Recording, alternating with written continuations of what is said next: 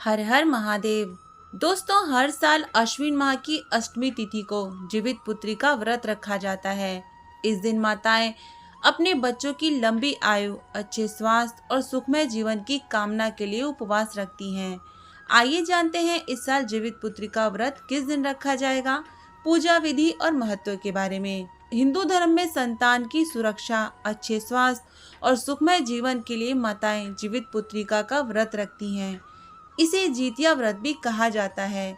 यह व्रत अश्विन माह की अष्टमी तिथि को रखा जाता है। इसे कठिनतम व्रतों में से एक माना जाता है। दरअसल यह व्रत 3 दिनों तक चलता है। इसमें नहाए खाए से लेकर निर्जल उपवास और पारण तक की परंपरा निभाई जाती है। यह पर्व पूर्वी भारत के कई राज्यों में जैसे बिहार, झारखंड और पूर्वी उत्तर प्रदेश में बड़े उल्लास के साथ मनाया जाता है। इस साल 2025 में इसका आरंभ 13 सितंबर को नहाए खाए के साथ होगा।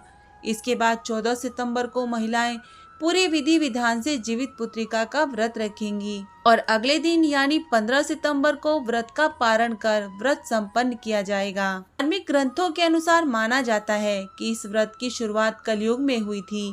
कथा के अनुसार जिमुतवाहन नाम के एक राजा ने एक स्त्री के पुत्र को बचाने के लिए स्वयं को गरुड़ देव के भोजन के रूप में प्रस्तुत कर दिया था। उनकी यह निस्वार्थ भावना देखकर गरुड़ प्रसन्न हो गए और उन्हें बैकुंठ जाने का आशीर्वाद दिया। साथ ही उन्होंने अन्य बच्चों को भी पुनः जीवित कर दिया। तभी से यह परंपरा प्रारंभ हुई कि माताएं अपने बच्चों की सुरक्षा और दीर्घ आयु के लिए जिमुतवाहन देवता की आराधना करते हुए यह व्रत उपवास करेंगी। इस व्रत में एक दिन पहले नहाए खाए की परंपरा निभाई जाती है। इस दिन महिलाएं सात्विक भोजन बनाकर पितरों और पक्षियों को अर्पित करती हैं।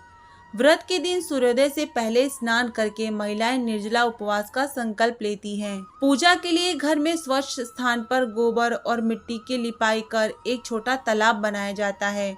उसमें कुशा से भगवान जिमुतवाहन की प्रतिमा स्थापित की जाती है। इसके साथ ही चील और सिहारिन की प्रतिमा भी बनाई जाती है और उनकी पूजा की जाती है। जितिया के व्रत के दिन आप सुबह स्नान करें, इसके बाद सूर्यदेव की पूजा कर लें। अब घर के मंदिर में एक चौकी रखें, उस पर लाल रंग का कपड़ा बिछाएं। इसके बाद कपड़े के ऊपर थाली रखें। थाली में सूर्य नारायण की मूर्ति को स्थापित करें और उन्हें दूध से स्नान कराएं। सूर्य नारायण को दीपक और धूप अर्पित करें। इसके बाद भोग लगाकर आरती करें। अब मिट्टी या गाय के गोबर से सियार व चील की मूर्ति बनाएं। कुशा से बनी जिमुतवाहन की प्रतिमा की पूजा करें। इसके बाद जिमुतवाहन की प्रतिमा को धूप, दीप, फूल और चावल अर्पित करें। जितिया व्रत की कथा सुने और प्रणाम कर संतान की लंबी आयु की प्रार्थना करें। दोस्तों, हिंदू धर्म में जीवित पुत्री का व्रत बहुत ही लाभकारी और महत्वपूर्ण माना जाता है। इस व्रत को महिलाएं अपनी संतान की लंबी उम्र और मंगल की कामना करने के लिए करती हैं। कहा जाता है कि इस व्रत को करने से सभी साधक को हर तरह के कष्टों से मुक्ति मिल सकती है। जीवित पुत्रिका व्रत की पूजा दौरान माताएं व्रत कथा पढ़ती हैं और सुनती हैं। ऐसी मान्यता है कि जीवित पुत्रिका व्रत की कथा सुनने से कभी भी संतान वियोग नहीं सहना पड़ता है। दोस्तों, आज की इस वीडियो में इतना ही। अगर आपको मेरे द्वारा दी गई हुई जानकारी पसंद आई हो तो हमारे इस वीडियो को लाइक करें, चैनल को सब्सक्राइब करें और इसे ज़्यादा से ज़्यादा शेयर करें और कमेंट बॉक्स में ओम नमः शिवाय लिखना ना भूलें।